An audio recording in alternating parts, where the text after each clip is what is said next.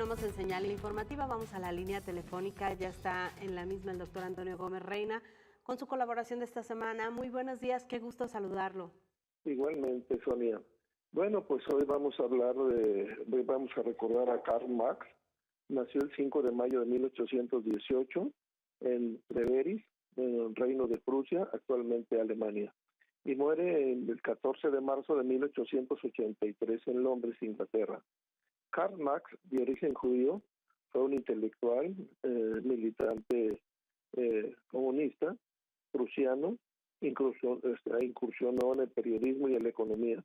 Asimismo, fue un filósofo, siempre propuso en su pensamiento unir la teoría con la práctica. Karl Marx fue el padre del socialismo científico, del comunismo moderno, del materialismo y del marxismo. Karl Marx, junto con Emily Durkheim y Max Weber, fueron los tres arquitectos de la ciencia social moderna. Sus estudios los realizó en la Universidad de Bonn y en la Universidad de Humboldt, en Berlín. Las teorías de Marx sobre la sociedad, la economía y la política se le conocen como la doctrina del marxismo. Y sostiene que todas las sociedades avanzadas a través de la dialéctica, o sea, usando la conversación y la argumentación desde un punto lógico, esto basado en la lucha de clases cuando existen conflictos sociales e intereses encontrados entre los diferentes sectores de las clases sociales, que en ocasiones generan un conflicto social o político. Carlos Marx creía que lo más significativo de las sociedades industriales de su época era el hecho de ser capitalistas, que los medios de la producción eran propiedad privada y se utilizaban para maximizar las utilidades. Uno de sus libros más importantes fue el Das Kapital, o sea, El Capital, publicado en 1867 en Alemania como ensayo, y es un tratado de crítica de la economía política y señala las relaciones entre las clases, de un lado los proletariados y del otro lado los burgueses. El primer capítulo del libro hace un análisis dialéctico de la mercancía, ya que esta, en forma individual y elemental, es la riqueza social. Marx analiza, siguiendo la economía política clásica, a la mercancía en tanto valor de uso, o sea, un bien que satisface ciertas necesidades humanas, y en tanto el valor al cambio y a la forma del valor real.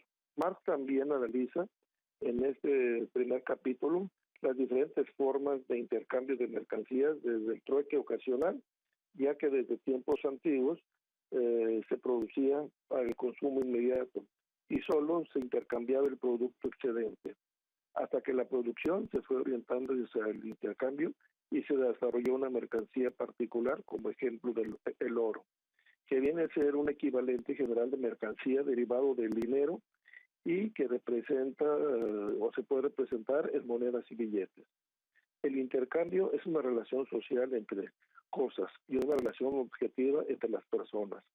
Hoy en nuestros tiempos, un elemento natural como el agua ha hecho que los enfrentamientos entre los proletariados y las clases burguesas se incrementen. Hoy el agua es un elemento natural que se ha convertido en una mercancía y han sido muchos los intentos de privatizarla. El caso de la guerra que se desató en el estado de Guanajuato por el agua es todo un caso político, ya que la riqueza social trató de ser despojada, o sea, el agua, para fines del capital. Y el caso se remonta a la cuna del panismo en México, me refiero al estado de Guanajuato, específicamente la ciudad de León. En el rancho de San Cristóbal del municipio de San Francisco del Rincón, en donde pasó sus años Vicente Fox Quesada, para 1965, entró a trabajar a la Coca-Cola este señor, y donde renunció en 1979 y se dedicó al negocio de la alimentación agropecuaria, a la exportación de verduras congeladas y el calzado. Se inicia en la política siendo secretario del ramo agropecuario alternativo del PAN, formado por Manuel J. Cludier. Para el 6 de julio de 1988 fue elegido diputado federal de Guanajuato en la 54 legislatura. 3 años después, contendió por la gobernatura del estado de Guanajuato contra Ramón Aguirre Velázquez. Y a pesar de que el PRI había obtenido la mayoría de votos en una forma no muy ética, el Congreso nombró a Carlos Medina Plasencia. Y en las elecciones extraordinarias de 1995 gana Fox a Ignacio Vázquez Torres. Para 1993 se modifica la Constitución en su artículo 82 para permitir que mexicanos, hijos de padres o madres extranjeras, puedan ser presidentes de México. Caso específico de Vicente Fox, de que su madre era española y su padre descendiente de inmigrantes alemanes nacidos en Cincinnati, Ohio. Su padre nació en Irapuato, Guanajuato. Su campaña presidencial recibió fondos pues de diferentes formas a través de los llamados amigos de Fox. Y como presidente prometió una reforma fiscal que grabó alimentos, medicinas, entre otras muchas cosas, pero fue rechazada por el Congreso. Instalado Fox ya en el poder, el PAN tomó la Conagua en sus manos y realizó a modo las reformas empresariales apoyadas sobre todo a León, Guanajuato. Al tratar de llevar más agua a León para las empresas del municipio y afectando al vecino, al municipio vecino que era Romita, generó un movimiento entre el 2001 y 2002 con unos 60 o 70 plantones en el rancho de San Cristóbal del presidente Vicente Fox. Y en represalia, Romita fue sitiada por las fuerzas del orden. Y recordando a Carlos Marx y sus teorías del conflicto entre los elementos capitales del conflicto social entre proletariados y burgueses, hoy el agua es una mercancía. Se sabe que las autoridades gestoras de León corrompieron todas las instancias del gobierno para hacerse de los derechos de agua de Romita a favor de los curtidores, que son un grupo muy poderoso de Guanajuato, encabezados por Vicente Fox. El tema de lucha y corrupción es grande. Y la próxima semana hablaremos pues de la guerra que se generó entre el municipio de León y el municipio de Romita. Desde aquí el comentario de esta semana. Gracias. Muchas gracias. Bueno, pues ahí está este comparativo que nos hace y de que, bueno, pues de alguna manera los gobiernos siguen sin entender cómo tendría que ser el beneficio general para una sociedad desde las acciones que llevan a cabo, ¿no? Claro, los valores de una sociedad proletariada, pues es un recurso natural que es el agua. Y le están dando ya un valor 100% de mercancía, de poder.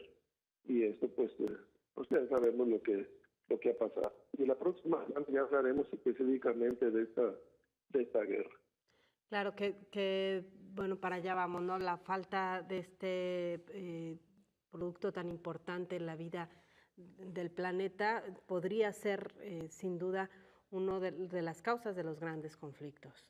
Sí, ahorita hay que recordar que el tema del Zapotillo está íntimamente ligado a esta historia tan turbulenta que generaron al tratar de privatizar el agua. Y como con agua, pues ha sido una forma de comparsa de los gobiernos para privatizarla, pues para hacer lo que se conoce como un proceso de dinero, ¿verdad? Claro. O sea, de capitalismo. Y el gran negocio, ¿no? ¿Quién podría cuestionarle a un gobierno que invierta en infraestructura hidráulica, ¿no? Para garantizar el abasto. Todos necesitamos el agua, entonces pues ahí es donde empiezan los grandes problemas. Y el mismo municipio de Guanajuato tiene para poder resolver su problema del agua, pues hablan de lo de Jalisco. Y yo creo que la próxima semana sí hablaremos de cómo se genera esta guerra y cuáles son las declaraciones que se han generado a través de la historia en el tema del recurso agua. Muy bien, un placer escucharlo y estaremos atentos a su siguiente colaboración. Igualmente, gusto en saludarlos. Gracias. Adiós.